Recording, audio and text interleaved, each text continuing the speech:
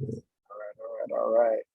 All right. It is 7:12. The people that have missed it, they can catch the recap through the video. All right.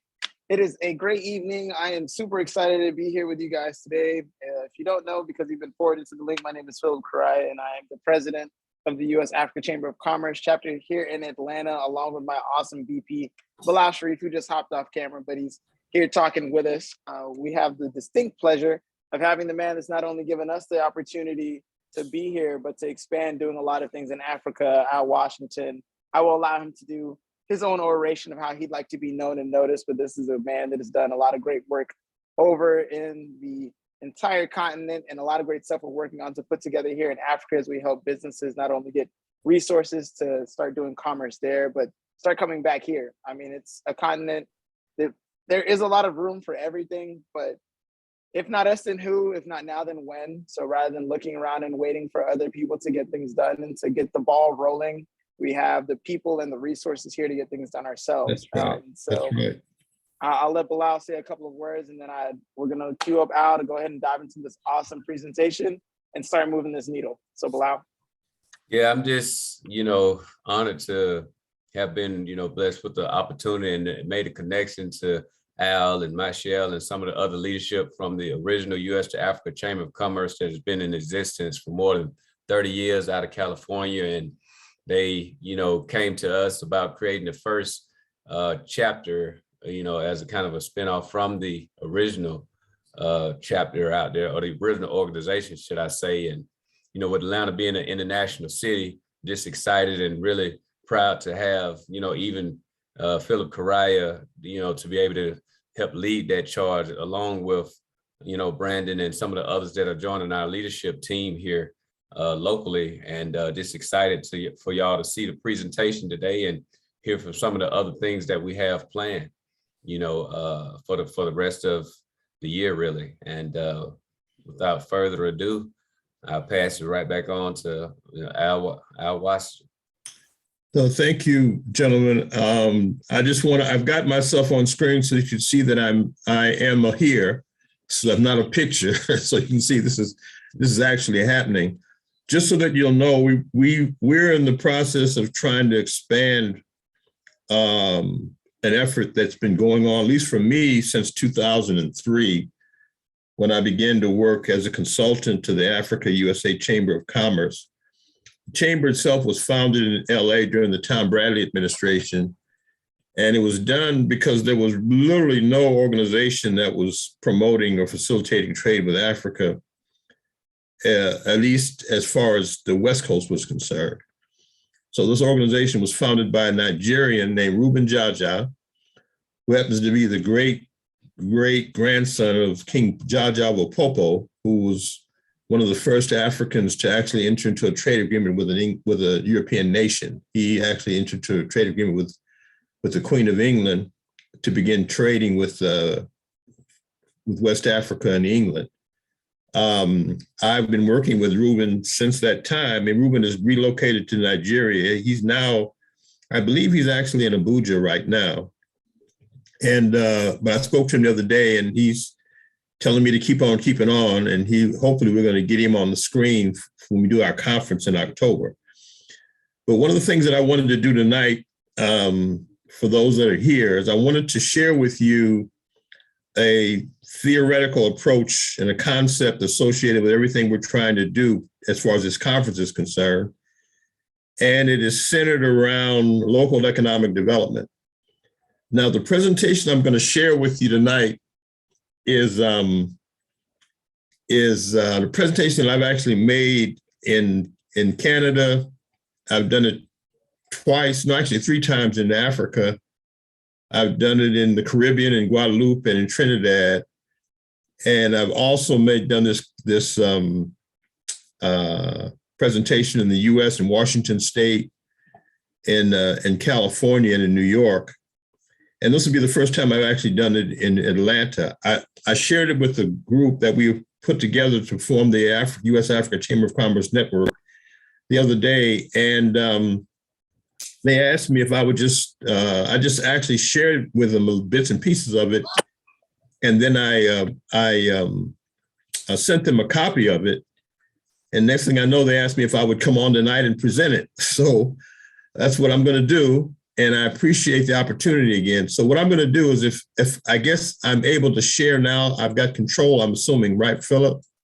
I'm going to give it to you right now, and I'm going to All right. the camera so they can focus on you. Give me 2 seconds. Okay. As I make this presentation, I'm not assuming that this is anything that people aren't aware of, but I'll be surprised at the amount of people that aren't aware of it. And also, I'm also going to encourage you to ask questions while we're moving along. Also to contribute to it as we move along. So if there's some information you can add to this, I would really appreciate it. But it's basically a historical overview that breaks down how we have survived as a people in this nation.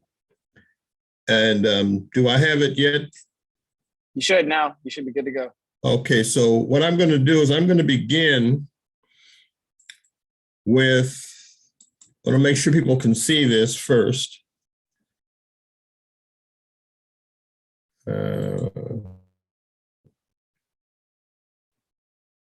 Okay, if you can see this, can you see this? Yep. Good to go. All right. Yours. All right, thank you. So we're going to begin at the beginning. This is a good place to always begin. And what I'm going to do is, this will get rolling. Waiting for it to come up so I can get started. Okay, from slideshow.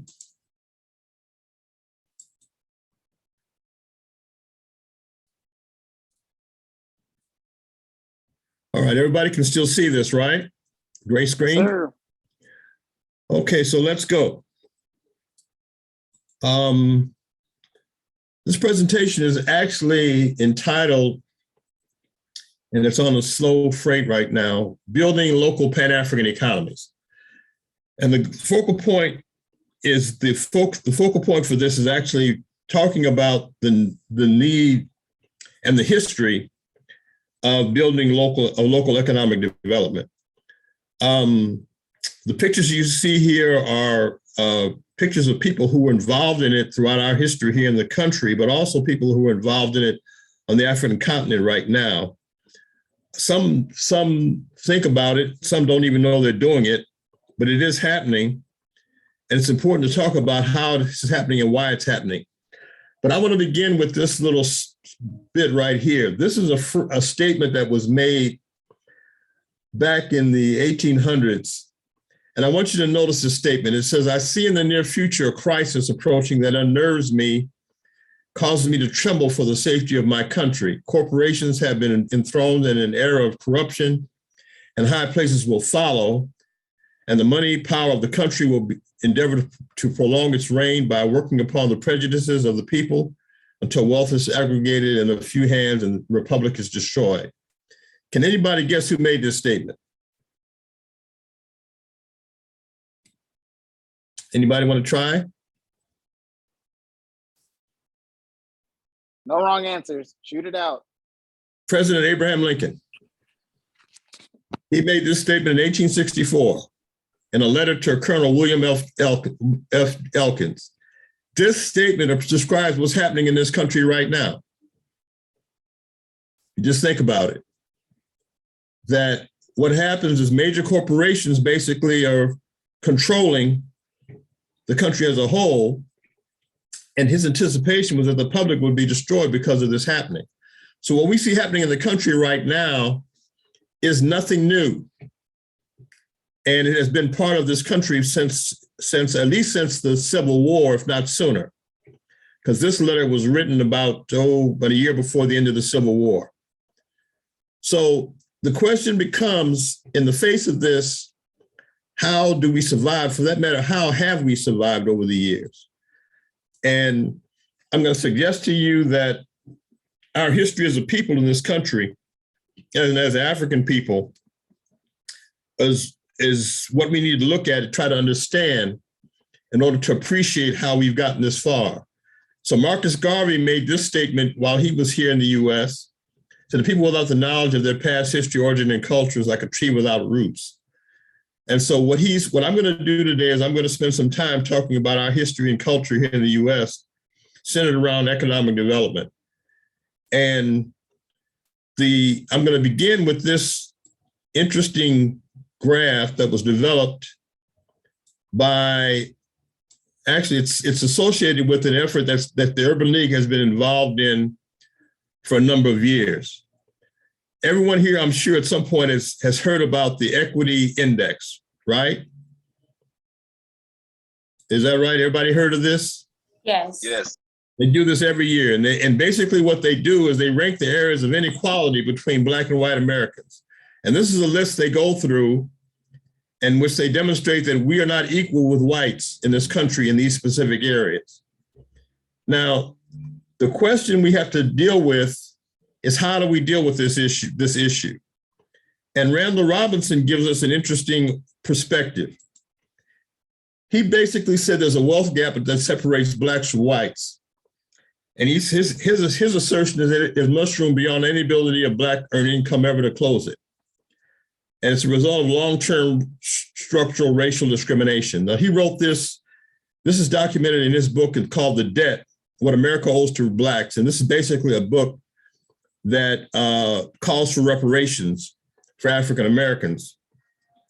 But I believe what he is saying here is true, that our problem is we are trying to close a gap that will never be closed because the economy itself is designed to make sure that the gap is never closed. So our efforts to try to close the gap have continued over the years to be fruitless, and we may have gotten a few gains, but we've also fallen backwards as a result because any effort to try to close this gap is usually blocked because of the institutional racism that continues to exist in this country. So there's a better approach I would like to suggest. And that approach is to look at our local economies. It's to look at them and build them. And this is something that we have done, we as a people have done. We have a history of doing this in this country, but we've lost sight of this history. And so in this presentation, I'm going to kind of give you a little overview of the history as it has occurred in this country. And anyone who's familiar with this history and can add to this presentation, I encourage you to do so. All right, at any point along these lines. Now, before I go any further, does anybody have any questions or comments about anything they've seen so far? Questions or comments from anybody? Nothing? No, Michael, what I'm hearing. No. What, who? So I like the history lesson. I like this whole idea that like history has sort of dictated a lot of the social struggles we have today. Right, yeah. Well, there's an interesting solution that we can identify if we would just understand our history.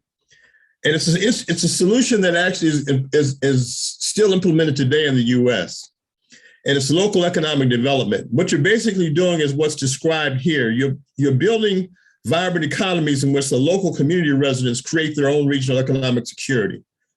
And they do it through local empowerment of small business enterprises. So it's a development of empowering small businesses to address the needs of the local community instead of leaning primarily on major corporations to do it.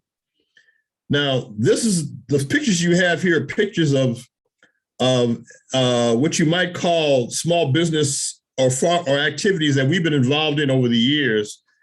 This is an interesting one here that I've been pointing to. This is actually an enterprise that was actually established in Louisiana.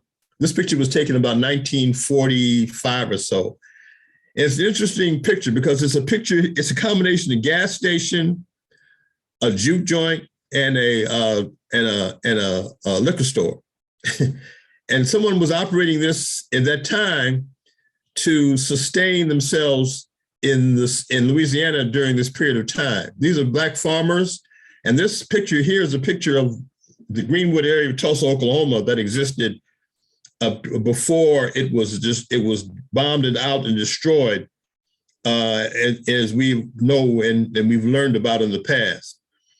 But the important thing about this idea of local economic development is that it is a viable and real alternative to having ourselves dependent upon the larger economy, the economy that they talk about always in the news in this country. When they talk about the economy, they're talking about an economy that isn't necessarily has anything to do with us. The idea of a local economy is that the goods consumed in the region are produced in that region. So in other words, whatever it is that we are consuming, we are also producing it. But we're not doing it. We're doing it in economies of scale, so that we're not trying to do it to sell to the whole nation necessarily, although that could happen. But our focus is on addressing the needs in our local communities. The idea also is that the necessities of food, clothing, shelter are produced from local resources and for local use. And the other aspect of it is that spending is kept local to strengthen and maintain the local economy. So the money is circulated within the community, but the community itself sustains itself by producing what it needs to survive. And the essential necessities, food, clothing, shelter, energy, education, healthcare, et cetera, all kept and produced locally. Now, the basic principle behind all of this, you have to understand, is that the economy is not our economy. Of course, historically speaking, from the time we were brought here as slaves, they used us basically to create this economy. King Cotton was a major producer, cotton and tobacco, basically, which was being grown and then shipped to England through U.S. ports, among others, basically helped build the economy of this nation. Insurance companies were involved. Investment was funneled through banks in both Europe and here in the U.S. But our labor produced the economy, but we have not benefited from it to the extent to which we should.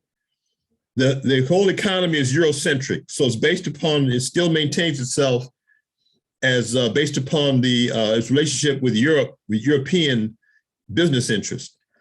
And that is up to today. But so basically the economy is created by us, but it was not for us. It never has been for us. We have to begin to recognize that in that sense, it's exclusive. It's not inclusive. It's not designed to include us. And we basically requires and demands assimilation and integration. In other words, essentially, we're brought in because we've assimilated, and they feel comfortable having us around. If they don't feel comfortable, they won't bring us in, and we are not integrated in because we can't be assimilated in. So the whole idea of our economy is interesting, because if we look at our economy in this country and in the world, it's known basically as a second economy. Our economy basically is informal, untaxed, and unregulated because basically we run it. We've been doing it for centuries, but sometimes I think we've lost sight of it, and we don't necessarily recognize it, or for that matter, appreciate it. Because of that, we don't develop it to the extent we can. Normally, what happens is our economy is one where we barter. We don't necessarily we exchange services. We'll do something for you, you do something for me. It's also cash and carry. We basically do not go for credit unless we go to the economy for the credit. When it comes to dealing with each other, if you have the money, I have the time. We basically we move this way as far as our cash is concerned. Or we do gifts. We give somebody a gift with the understanding that we're going to get a gift in return. And we have open markets that are also called, by the way, black markets. But these basically are open markets where we exchange goods and services, and it's done for both. It's basically usually it's an informal market, so that. But we're also learning to a certain extent how to be involved in an open market through mechanisms by which that people are familiar with. I saw something just the other day where there's some people in Atlanta who just have set up a store where you can walk into the store and you can do everything via computer without standing in line. You can walk in, pick up an item, it's immediately charged to your account. You walk in, grab what you want, the money is taken out of your account, and when you're done, you walk out. And that's about as close to an open market as you can get. The cash is being paid through the computer system that's set up, but you're not standing in line. You're not doing anything. And it's interesting. I just saw it the other day. The couple talked about what they were doing, but it reminded me of a very informal open market opportunity for go in, buy what you want, socialize whatever you need to do and move on. But this basically is our economy. And we have to begin to understand and recognize it and see how we operate with each other, and as opposed to what this type of economy demands. This economy exists. We can't ignore it. We have to deal with it. But we have to also recognize the strength of our economy and see how it has worked for us in the past. This is a chart that I picked up in my research where the informal second economy is basically the major employer in these parts of the world, in North Africa, Latin America, Asia, and sub-Saharan Africa. Most of the employment is provided via local informal second economy employment. So it's not done through the economy. Primarily, we employ ourselves through our local economies that we establish. So the question is, how well do we understand these economies, and whether or not we are prepared to acknowledge them, and for that matter, develop and improve them so that they're serving our interest and not necessarily the interest of the economy. So that basically puts us off the grid, if you will, to a certain extent of the economy. And it's one of the problems that the economy has, is because if we're off the grid, they can't bleed us. We're basically controlling our own destiny by expanding and developing our own local economies. Now, this is not new. We've been doing this since the Civil War, particularly since after the Civil War. In a minute, we're going to see where it's happened longer than that. But basically, after the Civil War, at the beginning of the 20th century, in the midst of basically largely hostile white-owned communities and business districts, Black-owned communities and financial institutions flourished, and some are in the title of Black Wall Street.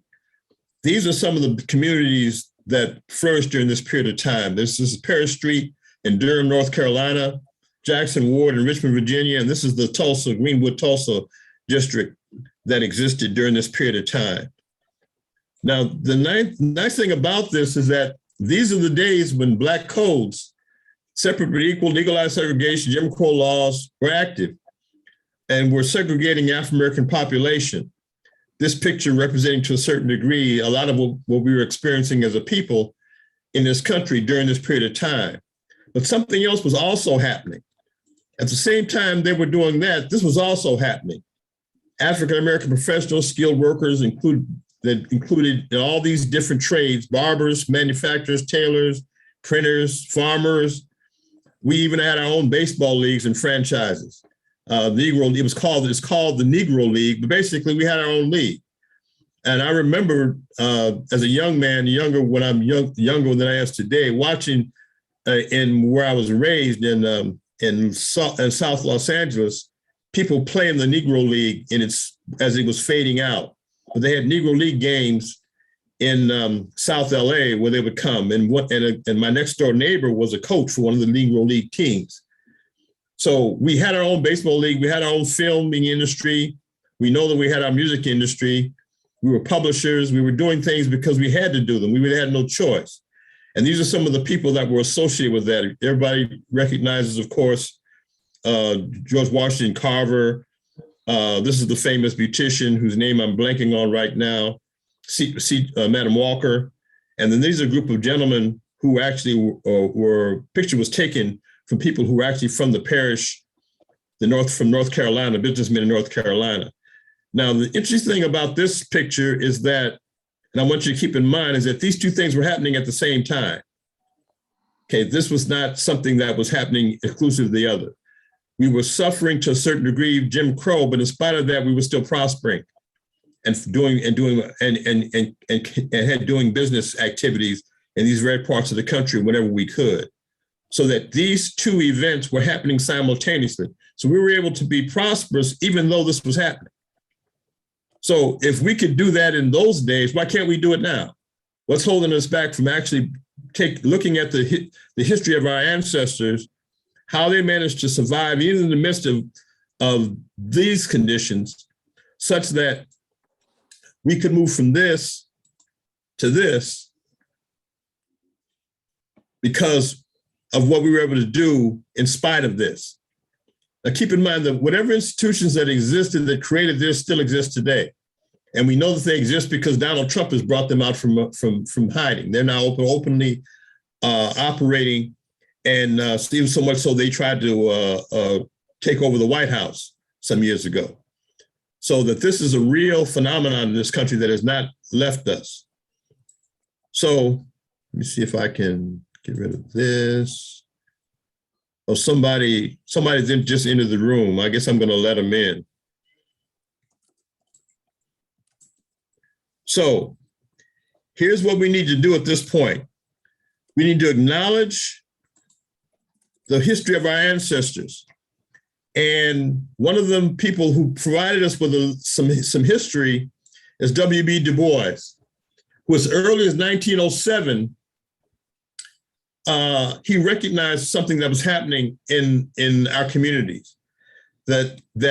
And I want to highlight this for you. According to his study in 1907, African Americans instituted economic organizations during slavery based on African traditions, which developed into businesses after emancipation.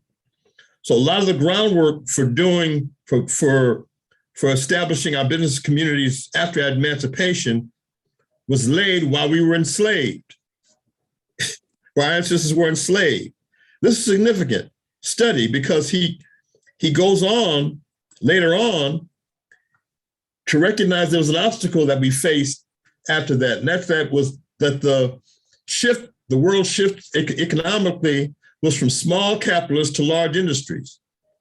And these large industries excluded African Americans as barriers for inclusion and employment.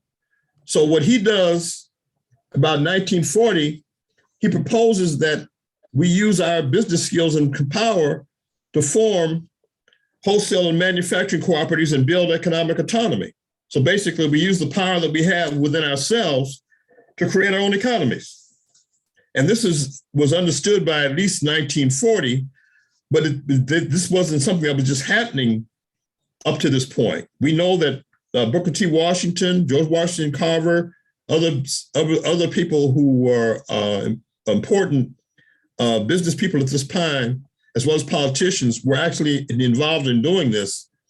And some of the Tuskegee, for example, was created during this period of time. So this is something that we have a history of doing in this country. And some of the communities that are part of this are listed here in this community. Now, some of the communities here you may not be familiar with, but this is an interesting mix because it's a mix of communities that we created that were called Black towns, but also there were communities that we created as part of the cities in which we live. So, like for example, Harlem in New York City was a local, operated primarily off of local economic development. The Central Avenue Sugar Hill community here in Los Angeles operated primarily from local economic development because we weren't allowed to go outside of our communities. So basically, Central Avenue was a major thoroughfare for which we established small businesses. And, in fact, we had a television show in the early 50s that came out of this community. My father actually performed on one of them, and he won a car in his days when he was an entertainer. But this area here still exists to a certain extent. The Sugar Hill area in LA continues to exist. Central Avenue essentially is in the process of turning from a Black community to a Latino. But essentially this whole area now has moved to Crenshaw Boulevard, but the community still exists. So what we do is we come together, we create local communities, local economies of scale, but unfortunately, we don't recognize or develop them as a cooperative or collaborative. We tend to operate on our independent of each other based upon our own specific interests. So what we're going to do is advocate for doing it as a cooperative or in a collective fashion. And this is an interesting piece of history here, because this is a piece of history that demonstrates how these communities were often developed between 1787 and 1947.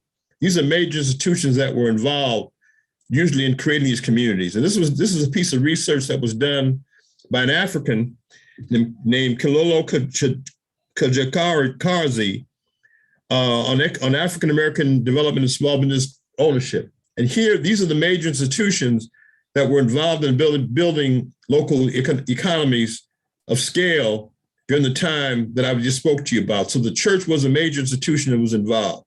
We had secret societies where people would come together and pool money that also were associated with mutual benefit societies. We would use the money that we obtained here to help each other, but also to build local schools and support local colleges. Very often, this money also went into insurance companies that became banks, and the banks themselves also funded business cooperatives. So this circle of institutions that we created, in many ways, was involved in the communities that we know about today and that I just listed to you earlier. Now, I'm going to give you something interesting that you might want to do. When you go to your computer after this presentation, if you Google in the word Black towns, what you'll probably end up doing is seeing an article that was written by, in fact, I can't recall the name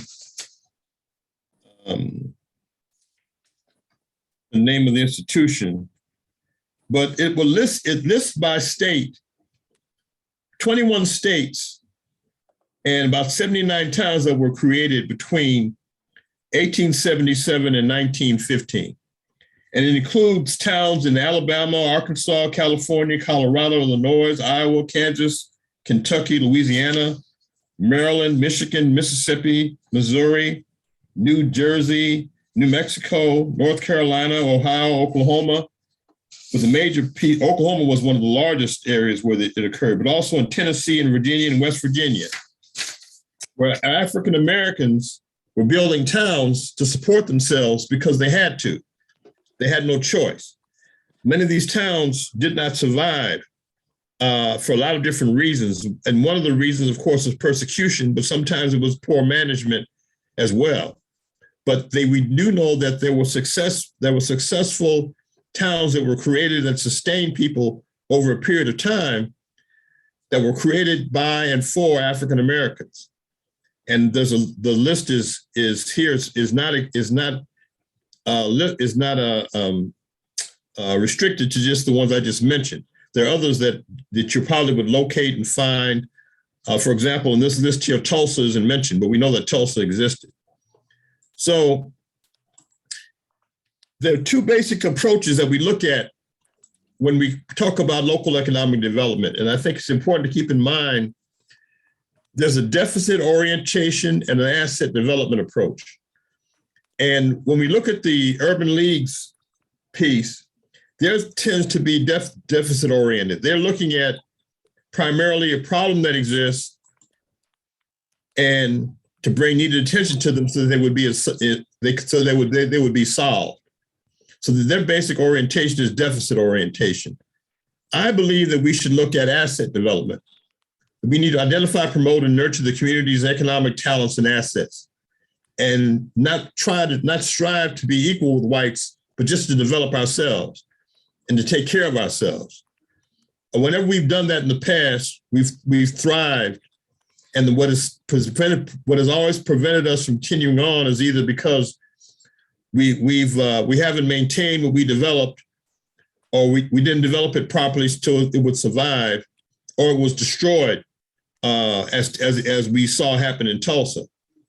So, but if we look at our assets and develop them, keeping in mind the three basic pillars of economic development, which is land, so we need to provide the raw materials to build our homes, maintain healthy environment, establish our businesses. Look at also labor, the labor that's needed to transform raw materials into finished products. These, by the way, what you're looking at here, this is on the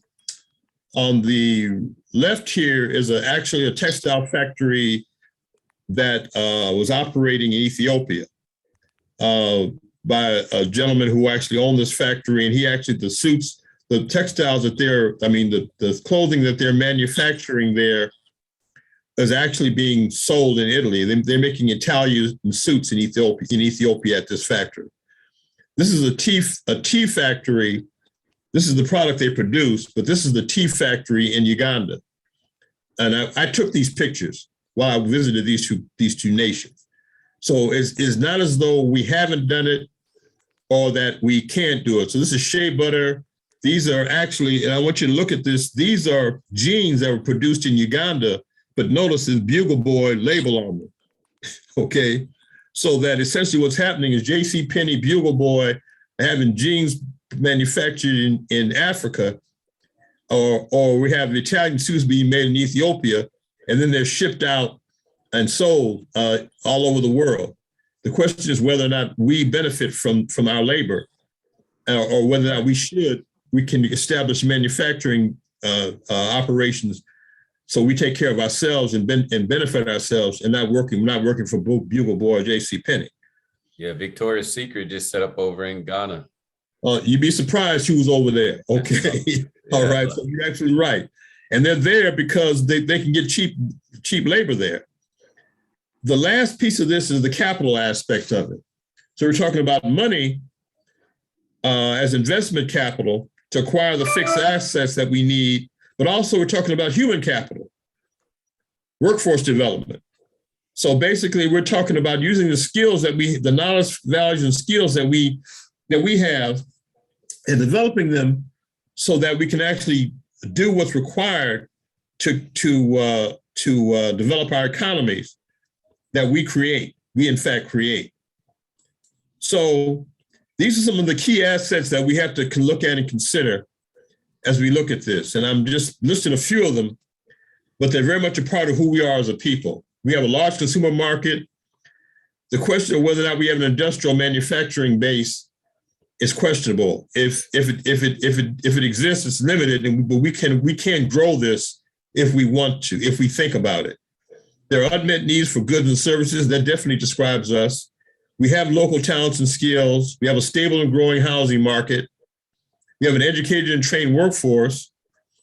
What we lack is strategic industry and trade development. But this can be taken care of if we begin to just think about approaching what we do in a different way. So these are the key assets. Another key asset is our economy. We should be able to understand how this operates and not be ashamed of it, but in fact to develop it, grow it.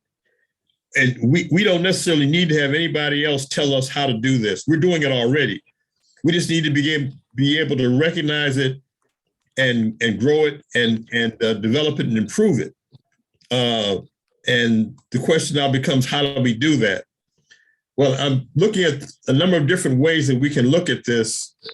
I'm not going to be able to develop all of these, explain all these at the same time, but I'm going to basically look at a couple of one specific area that's providing for basic needs. If we would just look at some issues, these are some of the industries that are associated with our basic needs and also often involved in developing our local economies. The article I told you to look up, Black Towns, you'll find that often within those towns, stores, banks, hotels, entertainment centers, warehousing, machinery for the manufacturing, hospitals and clinics, schools were there as part of the town. as they developed the town, so that they were there in place and serving the needs of the community. So we, of course, they didn't happen all at one time. Often it would start with maybe somebody there establishing a retail store, then along would come a hotel, and then the school would be developed. Of course, the church was always somewhere in the area. College and universities, of course, we developed over time, many times through our churches. So this is another area that we can look at developing using our Black farmers, because each of these is a specific industry to itself. So you're growing the food, processing it, transporting it, and storing it and selling it. These are four major industries that we can develop, looking at with our farming community as a foundation for it, but also looking at how we develop the other areas associated with it, so that we're actually able to have an industry that where we feed ourselves and take care of ourselves, and we're not dependent upon Ralph's or the other major grocery stores to take care of it. We can take care of ourselves.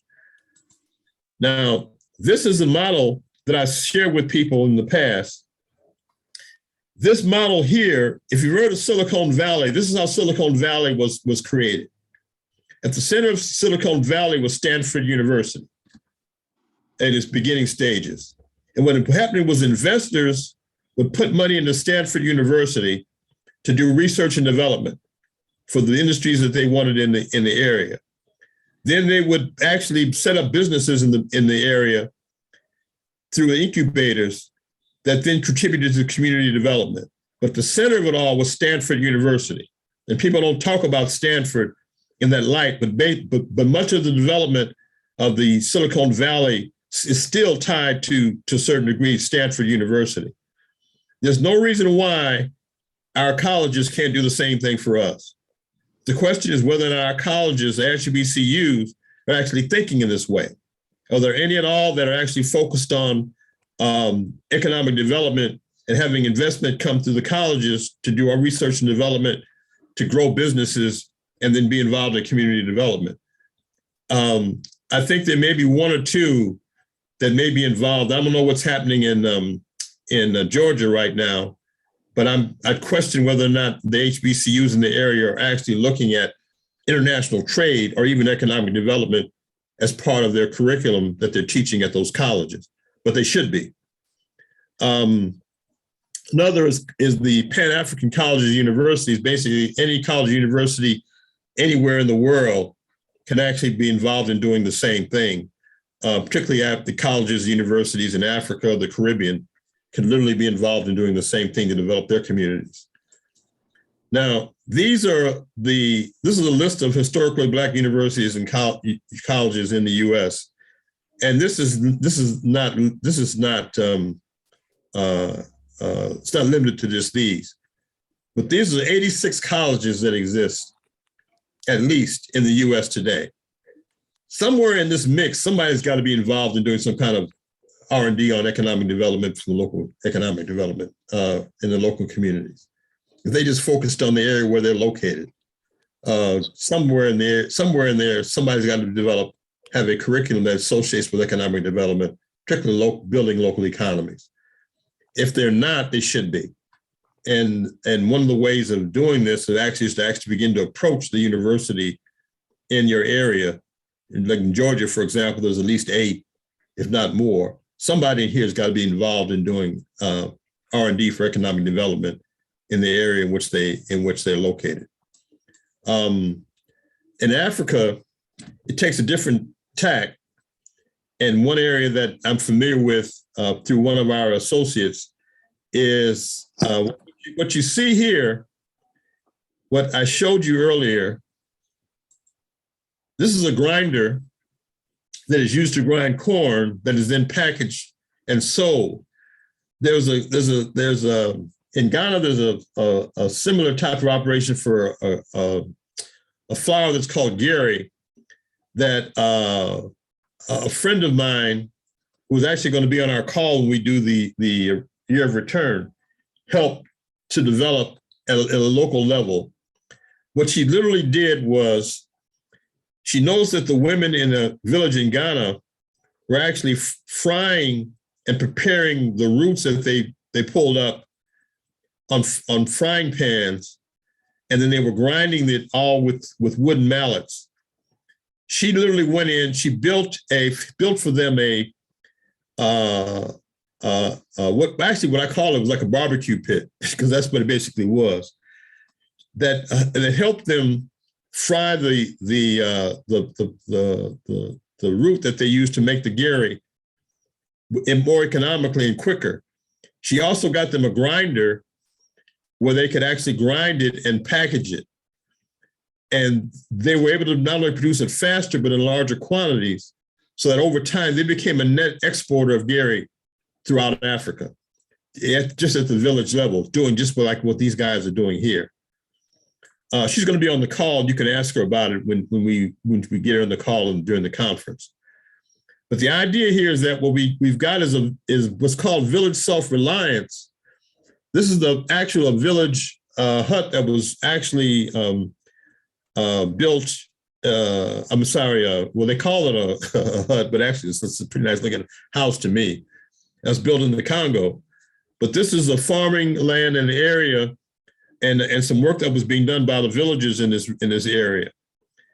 What's happening is that the village itself is seen as a commodity that's produced for and the benefit of the people of the residents, so that they're coming together to create a village infrastructure that actually produces what the village needs, that is actually shared by everyone involved in developing the infrastructure, so that they use local commerce as a privatized cooperative to promote local economic development. It then becomes the private property of the village. So it's not just any one person's property, but the entire village actually owns the property. And because of that, they have a shared interest in it and they develop it. The other thing that happens then is the objectives produce the completely independent, sustainable, and locally controlled village, which is powered by the incentive and energy of local village stakeholders. Now, you have a project right now in Georgia that has the potential for doing this. It's called the Freedom Georgia Project. It literally could be developed using this model if they thought about it. This is a proposal for growing area using 1 acre of land to grow food. And it includes an equipment storage area, a health clinic, a child care center, classrooms, and then food processing and storage area that is all contained within a 1 acre plot of land. This literally could provide a foundation for growing and processing and eventually shipping food, but not only for local use, but also for use in other parts of the country. Now, this is the basic model for the village government, for the village model, but you have a government that basically is run by all the members of the village. They create a company or companies, whatever they need to generate revenue for the village. They have a child care center, a school, a trading company that actually markets what the company is producing. You provide health care and you provide housing, all being managed by and designed by the village members who basically make up the village government. This is a model that can be replicated anywhere where there is, in fact, a village, whether it's in Europe, Africa, or even here in the US in a small community. This is actually a model that actually exists right now in Israel. There's a group called the African Hebrew Israelites of Jerusalem that have been living in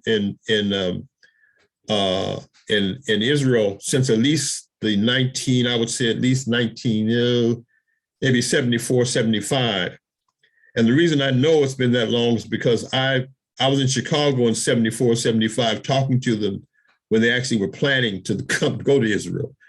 And one of them told me that they pulled together a community. They were going to Israel to set up a community. And I thought they were crazy. Well, lo and behold, I go to Ghana and find out that not only are they there, but they've maintained themselves in spite of all the struggles.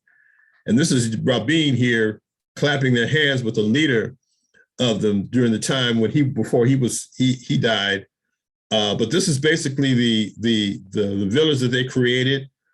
And they're basically African Hebrews from the Pan-African diaspora. Basically what's happening is they were from Chicago and other parts of the country who came together. And these are the industries they developed and continue to develop today.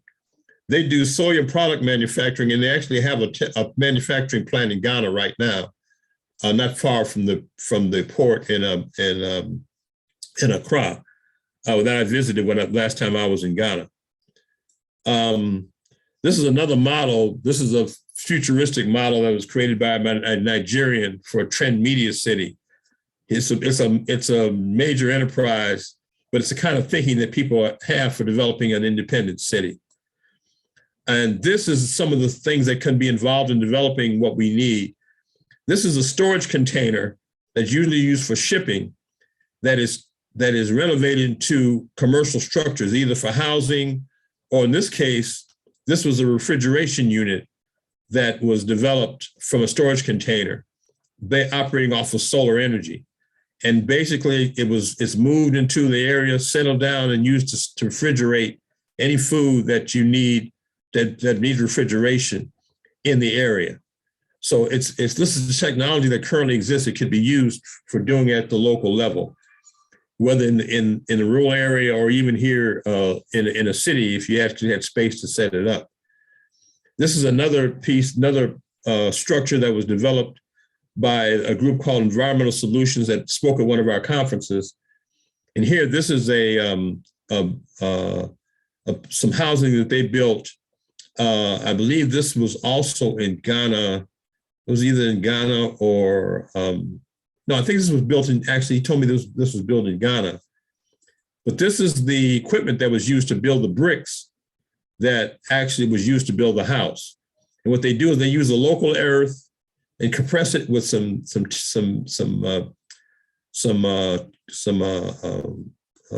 not quite sure what they call it, but they compress it, and actually they make bricks that are then used to build the house. Now, another concept associated with what we're trying to accomplish here and talk about, what we call Pan-African trade centers. Now, when I went to Ethiopia, I made this presentation about setting up a trade center in Ethiopia, but we had already set up one in Ghana after our conference in 2011.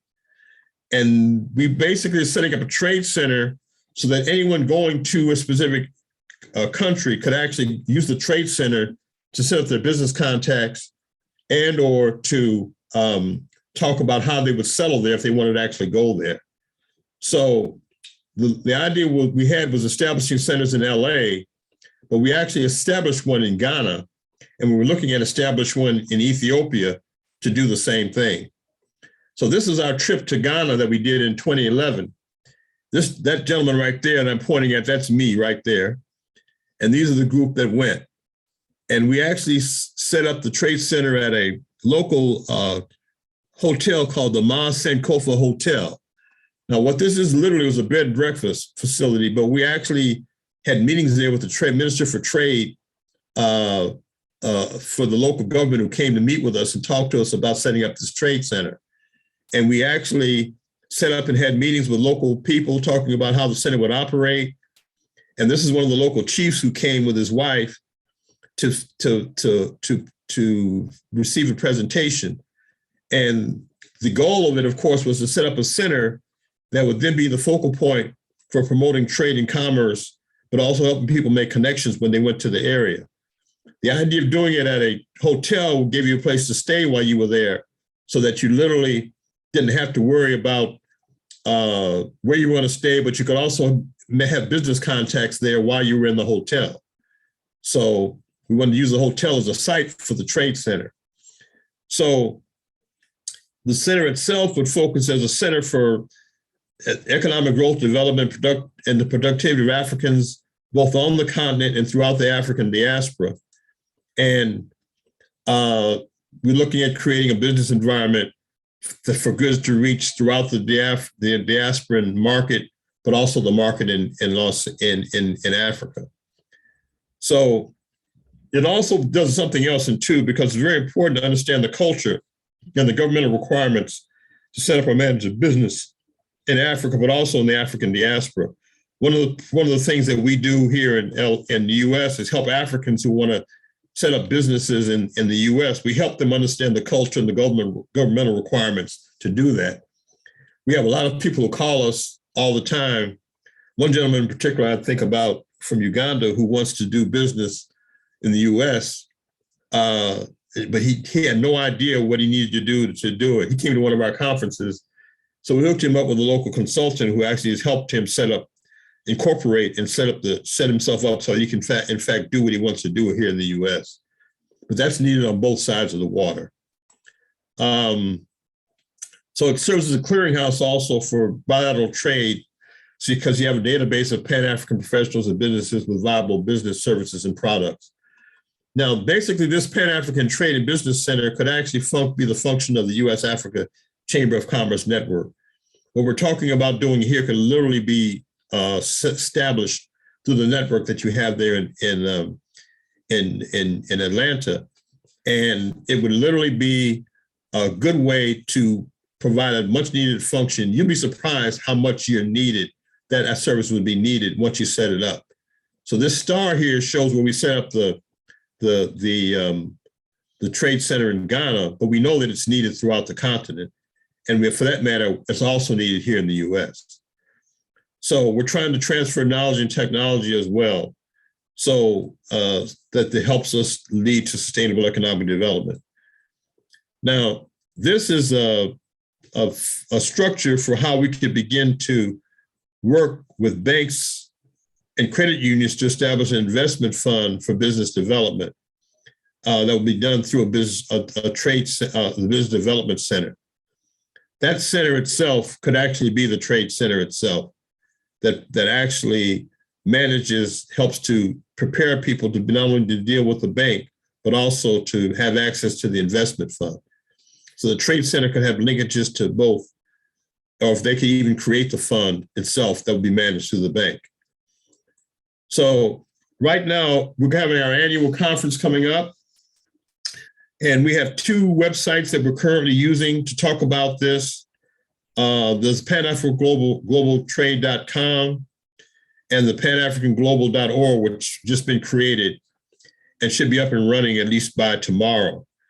But if you go to PanAfricanGlobalTrade.com, you'll actually end up at a website that will give you access to our upcoming conference. Also, this one here will also help you as well. So the information that we're going to be providing at the conference will feature the U.S.-Africa Trade, U.S.-Africa Chamber of Commerce Network. We're going to really be looking at promoting the network for that purpose, to begin to function as a trade center to if you will, to a certain extent. Okay, so that basically is my presentation for tonight. If anybody has any questions or comments about what they've heard so far, let's hear it now. I actually have one. So I traveled to Ghana last year and I spoke with a man who was a farmer, and he spoke to me about a concept known as agribusiness, which is really interesting because all it takes is a small investment in a local community who understands the basics of agriculture, and you can pretty much have one of the greatest investments ever. Like if you can learn how to grow trees and grow, all sorts of goods, you can sell those goods or sell them to companies who use them for manufacturing. And that's a huge economic boost to any business. So I just wanted to mention, agribusiness especially is huge in Ghana. So it's a growing industry. And I mean, it's going to be a multi-billion-dollar industry as time goes on because land is becoming more scarce. Yeah, the agribusiness is a major industry in Africa, period. Any place. Uganda has one of the largest agribusiness associations, agricultural associations in the world, one of the most efficient too. Nigeria is talking about finally going back to agriculture, which it used to have a business until it became flush with oil, and then the business broke down, but they're talking now about going back to developing the agribusiness. So anyway, yeah, that's something that if that person is in need of assistance in doing that, normally what they're needing is the technology, often technology that they have available to us here in the U.S. And they need our technologies not only grow the food but also to process it and package it. And I'm assuming Ghana is actually in the process of putting a lot of that together. But we can be involved in helping develop that if we organize ourselves too. Anyone else? Questions, comments? I don't want to keep too long because I know you got to get out there. Oh yeah, I was actually sitting here reading. I think it's called Frulana. Her comments. Maybe she's at a place where she can't open up her mic. If you can, Frulana, feel free to do so. But she just mentioned that it was an excellent presentation and thank you. You know, about growing up in a small town in Holly Grove, population less than 1,000. But her entire life, she saw people own their own stores in towns in Arkansas, like Helena, Elaine, Fargo, are in that list. Hold on. Did she open her mic? Okay, that's Wayne. Wayne, if you have a comment. Somebody's having a party. Oh, no, my bad. No, you good. Right. Hold on. Everybody's having a good time. Mute it again. Okay. But Yeah, anyway, Apologies. Oh no, no worries. yeah. So, you know, she was just saying from that small town and, you know, Delta region, Arkansas, Mississippi. Right. You know, surprisingly, many of these towns are still existing, but growing up, you taught to either leave or get out. Or if you stayed, you failed, as with most communities or neighborhoods where we are from. How do we combat this thought process and help those that are currently in the communities see the opportunity that is there? Yeah. And that's right where you are too, right in Georgia. The same thing can happen there. So by all means. Yeah, so I guess, you know, the question, how do we combat the thought process about, you know, leave or get out, you know, or I guess you're saying, you know, if you stayed, you failed, as with most communities or neighborhoods where we're from.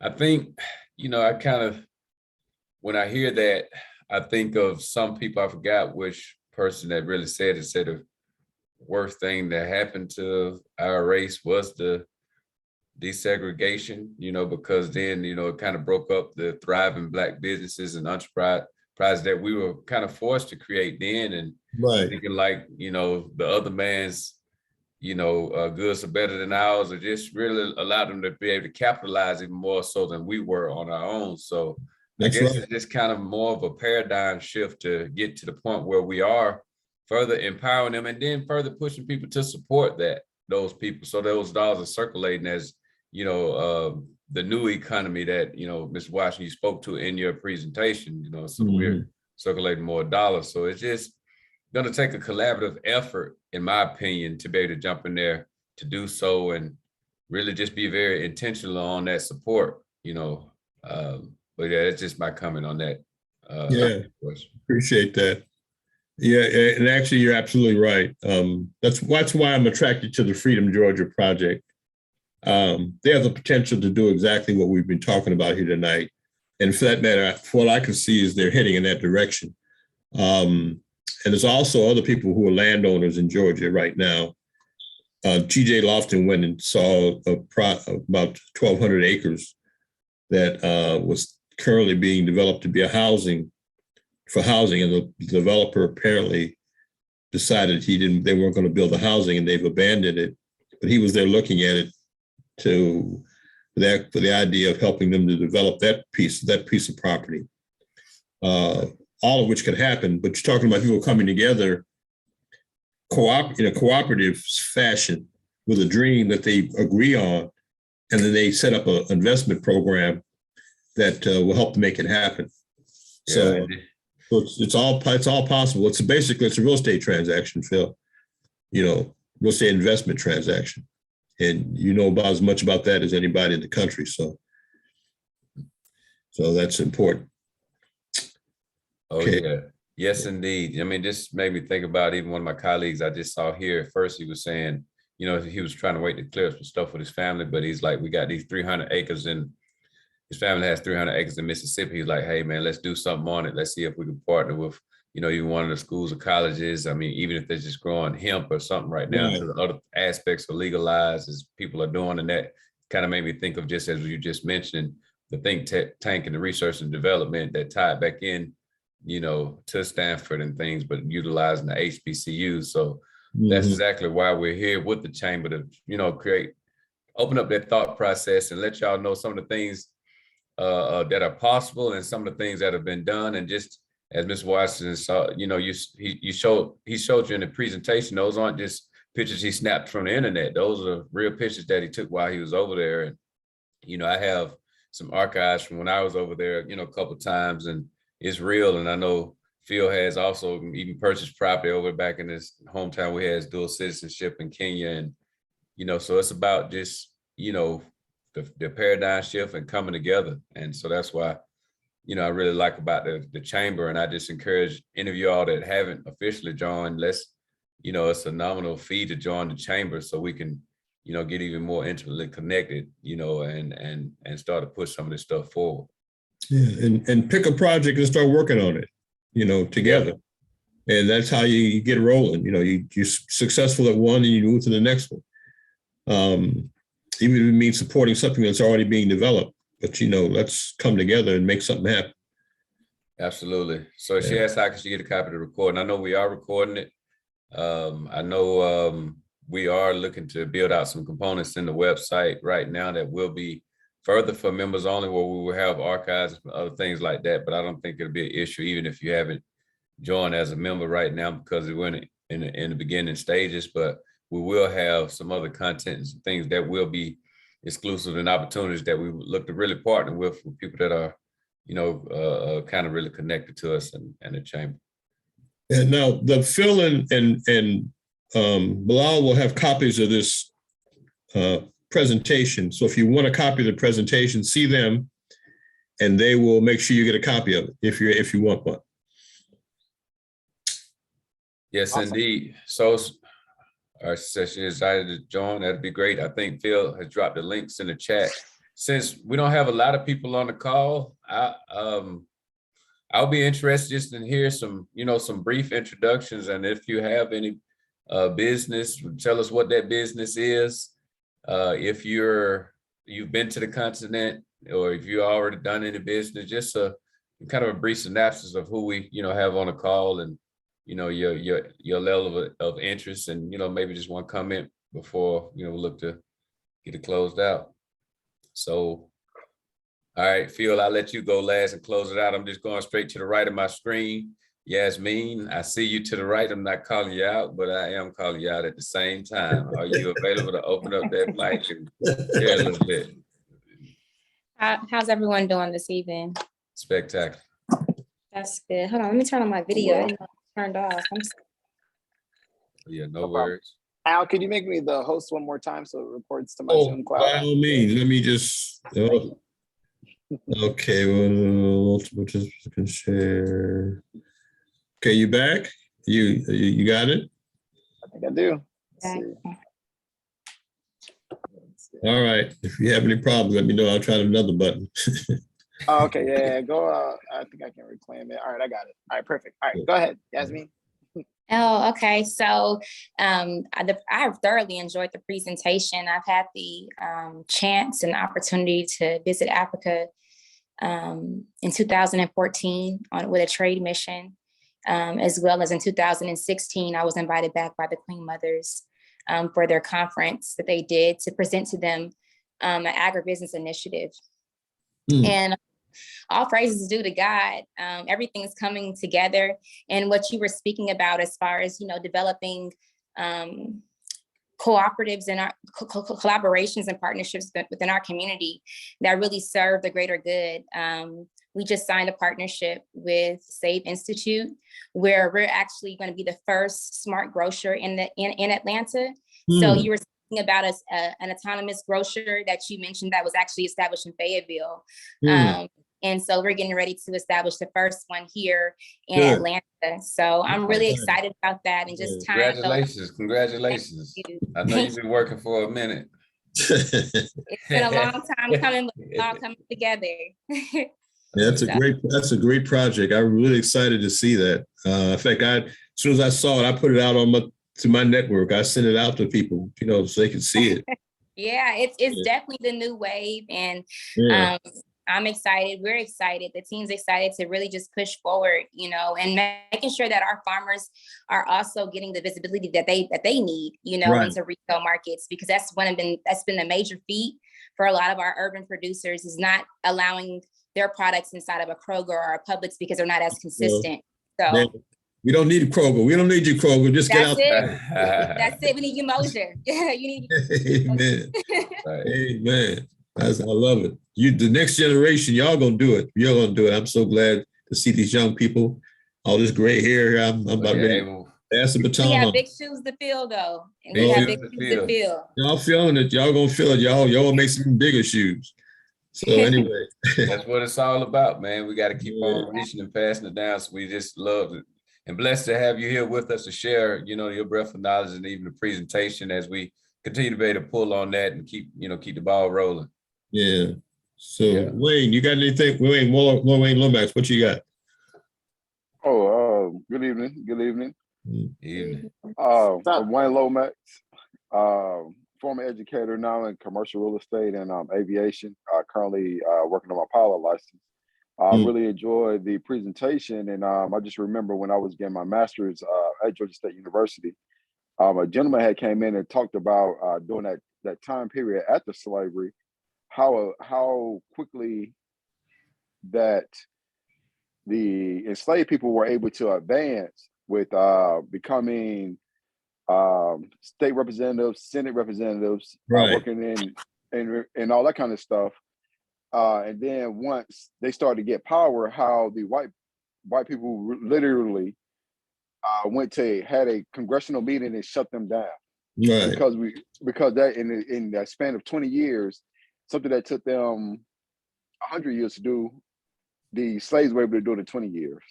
And then they had to set us back. It's always interesting when it comes to economic development and especially education.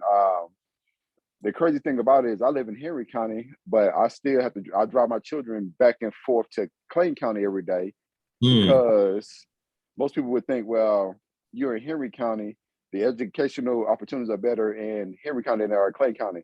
And people don't know that my daughter, which I'm proud of, all my children I'm proud of, go to the best schools in Clayton County. And people don't know that the number one school in the state of Georgia, middle school in the state of Georgia, is located in Clayton County.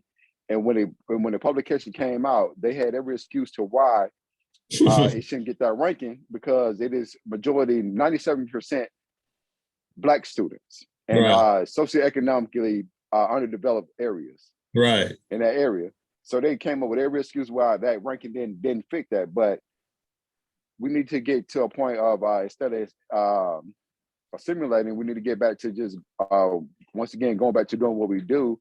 And as Bilal said, I've had that same conversation with my mother and my great aunts and my grandparents, as far as the worst thing that ever happened to Black people was desegregation, because it split up our community, because we wanted to go, as a people, we wanted to go to where they were, thinking it was better. And the truth is, nothing they have is better than what we have, because it's just not, because we do it differently. We have our own style and all that kind of stuff to it. And the world knows that the Black community, especially in America, is the number one community as far as spending, and has a lot of money to spend.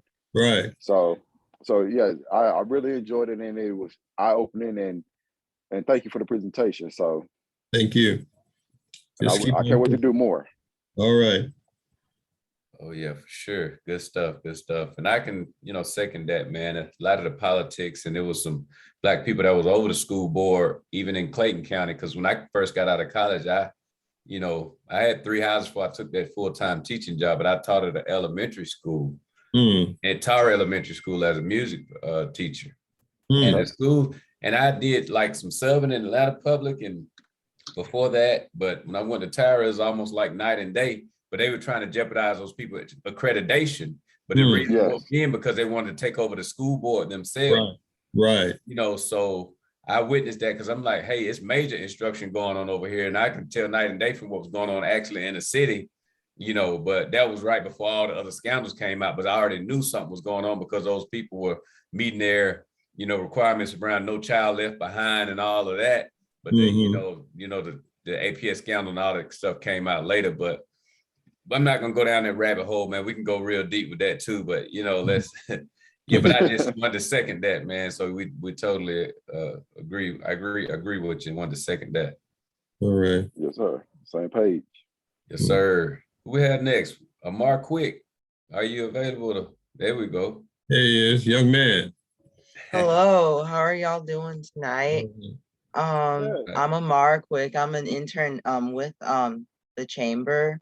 I just started, so I'm still in high school, and I'm working with an internship, a program that my school has started. So I'm working on like social media and emails and pitch decks, and I'm really excited to be here and learn about just Black economy around the world. Yeah.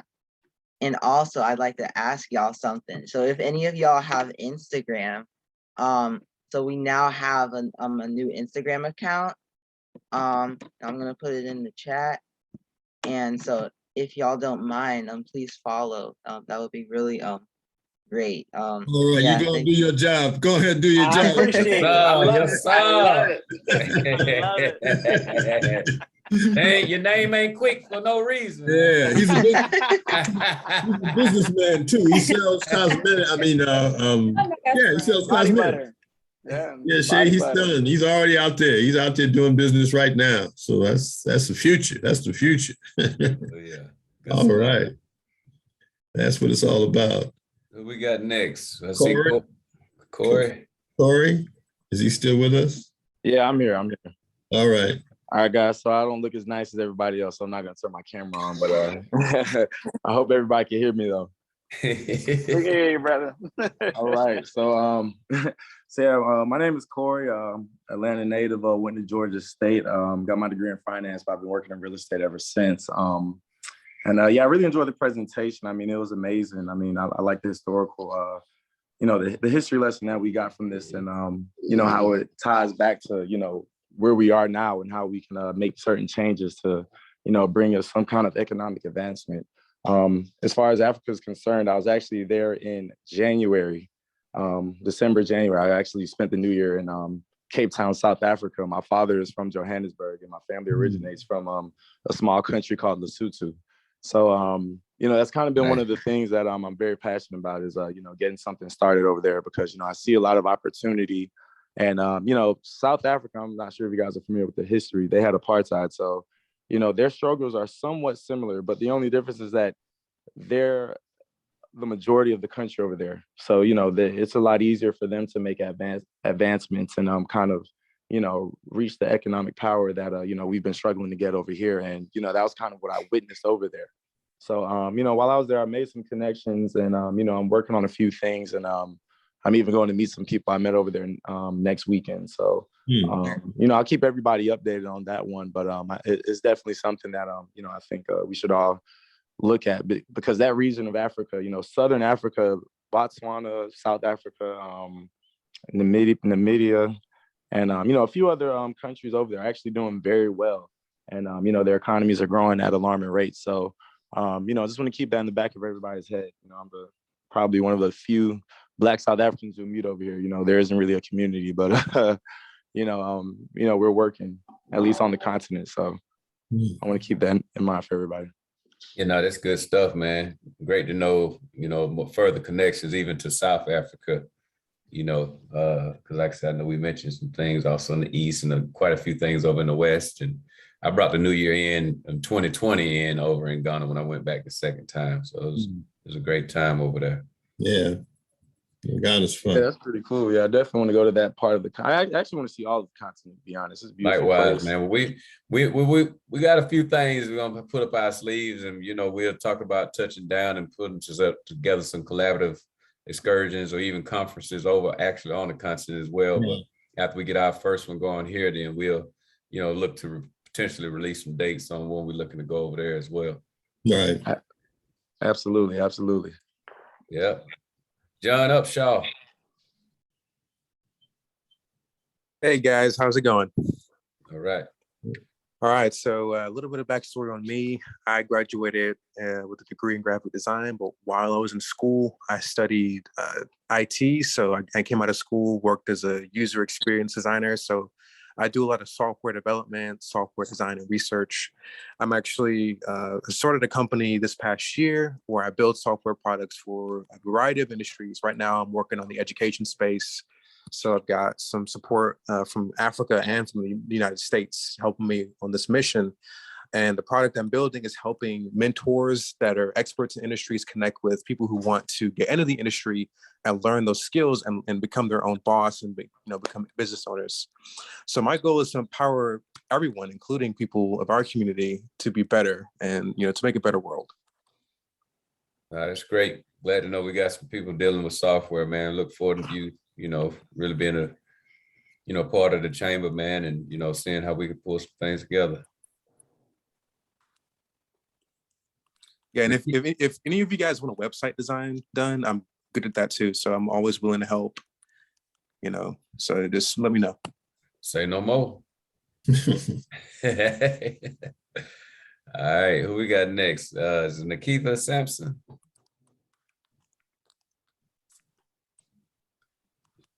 She's not able to mute. Hey, I'm sorry. I'm actually at work, but I'm listening in. I'll just keep it short. I am actually from New Orleans, and I was kind of intrigued by most of the things you were saying about Louisiana. I remember my mama telling me stories a lot about the cotton and how she had to pick that cotton as well. So that kind of touched my heart when I heard you speaking about that. And, as I got older, I learned more about how Black people's struggles were. It wasn't talked about as much as I was growing up. So I was kind of intrigued with everything that you said today. Nice. Thank you. Thank you for coming on. Yeah, thanks for sure. You still got those babies running around? You want to say a couple of comments for Lana? That's it. I did have a moment. I was actually typing in the chat that I could actually speak to you guys. So I am new to the call. I'll say that. And just so you guys know, I tapped in because I got an email, ironically, and I saw it and I was like, oh, just let me check it out. So I've never been introduced to the group outside of the email that came today. So I'll have to figure out how I got the email, not to give stories, but just to answer the questions and be quick. So as you guys mentioned, my name is Falana Latham. I've never been out of the country. And I am a mechanical engineer by training, but I currently sell elevators, believe it or not, and I am a realtor as well here in East St. Louis, Illinois.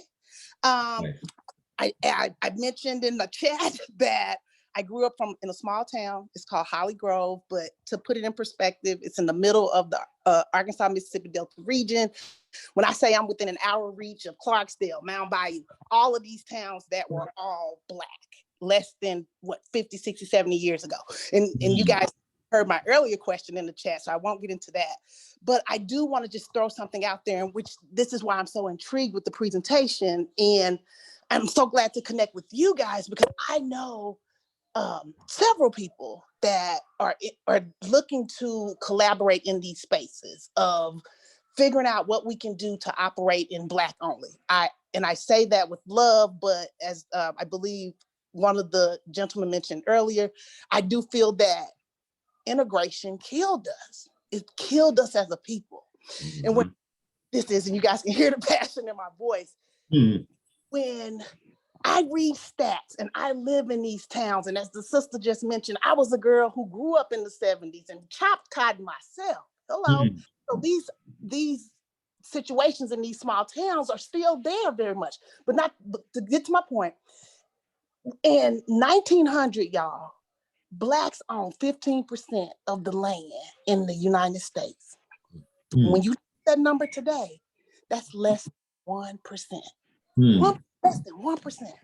So when I hear that and I think about the situations that we're in now, I'm like, where do we go? What do we do? Are we just gonna, everybody's operating in their own little silo. So if we don't get back to operating collectively, we're not sustain as a people. It's that desperate now. So to my earlier stat, not to get off, sorry guys, I wanted to get you guys' perspective, just, maybe one or two of y'all just listening to that land ownership number.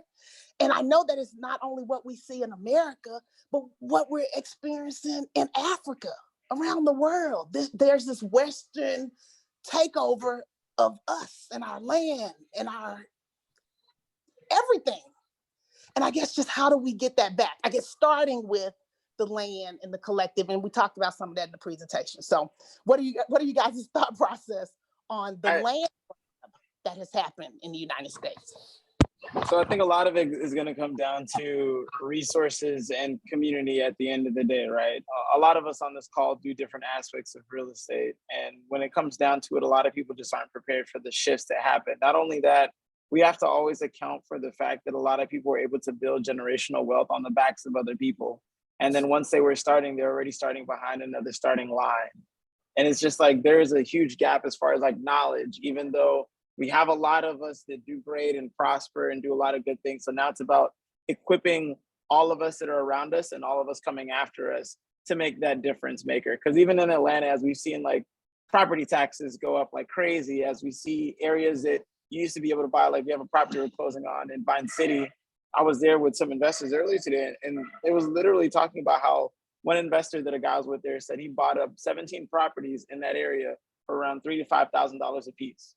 None of those properties will go for less than 400,000. None of them. Right. And just the fact that you have that, you have people that have been passed down, not only land, but resources and a lot of money, even just insurance, for example, where they understood how to structure things in a way that they could have a great wealth transfer on top of the wealth that's already there. So I think it's going to come down to equipping all of us that look like us on what we can do and doing that together. Because I think when you have movements like this, we look at it more from a sense of we're stronger together than apart. Even when it comes to group economics and investments, yes, one of us might be able to qualify for one, but we come and bring assets together, we can qualify to go buy 10, to go buy 100, to go buy 200. And so understanding about pulling everything together, because even when you look at Africa, a lot of developers, especially from China, not only there, but even like in Bahamas, they're the ones that own the majority of the hotels and a lot of things over there. So now it's like, can we figure out how to have the banks? How do we become the bank? How do we pull the resources? Because we spend in the US the most amount of money. So the money is there. It's not that we don't make the money. It's that there's been a lot of things put in place where we've been divided for so long. We don't understand how to work together. I mean, if you read the Willie Lynch letters, they've been plotting on this kind of stuff for hundreds of years to get the old versus the young, the light skin versus the dark skin. And I think it's about us figuring out how to combat that and move together as one unit. And that's what I think people that are willing to work together, that's the change that we're going to work on. And that's how we start to shift the ecosystem in a whole. Yeah, one of the things that can be done is to form community land trusts and use those as a way to incorporate for land development. That way you maintain the ownership of the land, and anything that's built on the land, you're in a position to actually obtain, or if the person doesn't want to keep it, doesn't want to be on your land, he can just take that building and move it someplace else. But you never stop owning the land.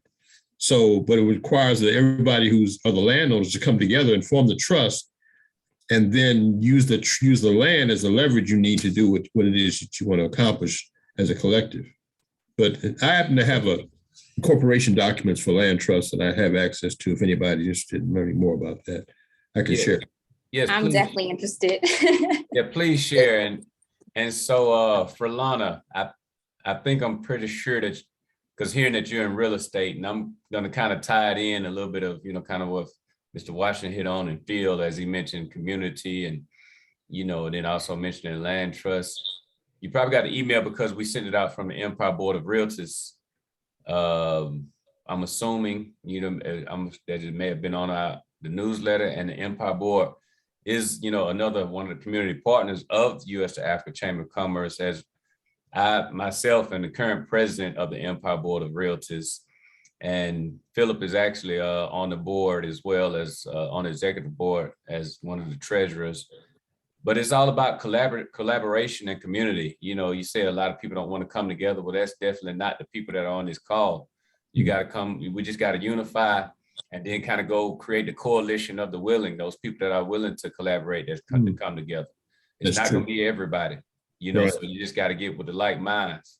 You know, another quote that comes to mind is, what it say, small minds discuss people, average mind discuss event, brilliant minds discuss ideas. I mean, we're not only talking ideas, we're talking specific strategies and people that have experience with doing things on the continent. So it's about just coming in and then connecting the dots, sharing these resources. Just as Mr. Washington say, he's going to do Justice Field, myself, we all doing, you know, to be able to go ahead and just pick a project, pick something, you know, situation, as you know, he mentioned, and then just move forward. Like Phil also mentioned, you know, the real estate, and I've tied it back into the reason how even this came about. I was also a past president of the Young Realtors Division, which had me as a board seat of NAREB, the National Association of Real Estate Brokers, that I'm here at the Midwinter Conference right now. That's NAREB. There you go. Yep, so NAREB. So that's where it is. So you got the emails because you're part of our database. And so that's what we're looking to do, and just doubling up for you know, with like minds. And then we have access to people within the real estate community, you know, here nationwide. And we're just kind of activating like international investment councils, this U.S. Africa Chamber of Commerce, things of that nature, you know, Empire Board, you know, bringing these professionals together so that we can all that have certain levels of experience and expertise combined with the business communities that, you know, Phil and I also involved in, you know, Gathering Spot and other, you know, organizations, that it's just going to take us all come together, everybody that's unapologetically trying to make sure Black people win. Right. And the land trust, I mean, even in some of the countries over there, Liberia, Ghana, they already have, you know, where they just offer those land leases. You can't just go over there and own the land unless you have been kind of given the go ahead by the chiefs or the queen mothers and those people that gonna allow you to then have rights to the land, and that your family start to benefit, you know, off those rights when the other people come develop. And as Ms. Watson said, okay, well, you want to go take your building and go, but the land it belongs to us, you know. So that's how we continue to transfer that wealth, and I understand those things are put together, you know, for protection, but they have it open for people that look like us to be able to break those barriers. Right. Well, this is dope, y'all. I'm so glad I connected. I will be joining tonight, and I'm excited to take it to the next level. Like I said, I know some people that's ready, so send it to them. And we're going to be doing something next month. We have attended the first Friday. Phil and I had a couple guest speakers, and we may or may not have to do a small pivot because it may be another collaborative effort, because, you know, some other organizations want to double up. And so definitely just go ahead and join, and we'll make sure you get that notice so we can get all those people and all these like minds together, the coalition of the willing. Let's go. I love it. Yeah, I appreciate it. Yeah, my pleasure. Last but not least, Nakia, I see you join the call. We appreciate you putting that email together. She's the one that actually pulled that piece together and sent it out for us from the Empire Board, you know, so we appreciate that. You're on mute. No problem. But hey, we're introducing ourselves. Yeah. If you have any comments, and then we're gonna just get ready to close it out. Okay. Yeah, my name's Nakia Moore. I am a realtor and realtist here in Atlanta, Georgia. I love to travel, and you know, international studies was actually something that I was very much involved in at my college. I was president of the Muslim Student Association, as well as the Arabic Language and Culture Club. So my experience is more with, you know, the Middle Eastern region and Africa as well. But I got my degree in marketing. I do a whole lot of marketing for my business as well as for Empire. So I do social media, email campaigns, setting up events and whatnot. And yeah, I traveled quite a bit throughout my life. I was born in Alabama, Tuscaloosa, Alabama, but I've lived in Arkansas, California, and now here in Atlanta. And I've always lived in the suburbs, so I was pretty always much sheltered, but these past couple of years, I've managed to get out and meet a whole lot of new people, tons of new people. So I'm very happy about that. Glad to be here, and I'm excited for what's to come. Yeah, likewise. So does it sound like with all that experience and, you know, some of your other aspirations, that mean you're going to be joining the chamber and helping us on some marketing and stuff as well to get this going? Is that what I heard? You know, I don't mind try to put you to work now. I ain't gonna. It's funny that you ask, because usually I'm just pulled into something. Trying to change my like approach a little bit. But of course. I helped with the first event. Oh yeah, no, you Surely did. did. Yeah, She you surely did. We appreciate you. Yeah, absolutely. All right. Well, hey, that's all. I know I said a mouthful, y'all. I appreciate everybody attending. Mr. Washington, I thank you for the opportunity. Phil, great job. Everyone, thank you for the contribution. I think Brandon dropped off. And Phil, if you want to go ahead and close us out, man, appreciate it. For sure. So thank you everyone for coming, spending your time, sharing your resources. Mr. Washington, always a pleasure. Wow, everyone, it's been great. I think one of the things we can always use as a metric is how we leave after any time we congregate with each other, right? And so I don't think there's any such thing as a neutral. You either leave feeling fulfilled or you leave feeling drained. And I think conversations like this leave us all fulfilled and ready to go, ready to move and ready to take action. And so I look forward to more fulfilling conversations and appreciate you all for taking time and energy to spend it with us on this Friday night. And I hope everyone has a wonderful weekend. Thank you. Thank you. Just Thank one you. last thought. Want everybody to keep something in mind. There's nothing wrong with being Black in America. There's absolutely nothing wrong with being Black in America. So unapologetically. Go on and be Black as you want to be. Oh, no. That being said, I'm gonna finish out like this. Who we are. Nothing wrong with that. Good night, everybody. I really appreciate the opportunity to meet everybody. I'm looking at the next generation. I'm feeling pretty good right now. Okay. Oh, yeah. Be charged up. All right. Good evening. Good night. Bless. Have a good night. Good night. Good night. Bless everyone. Good night, everyone.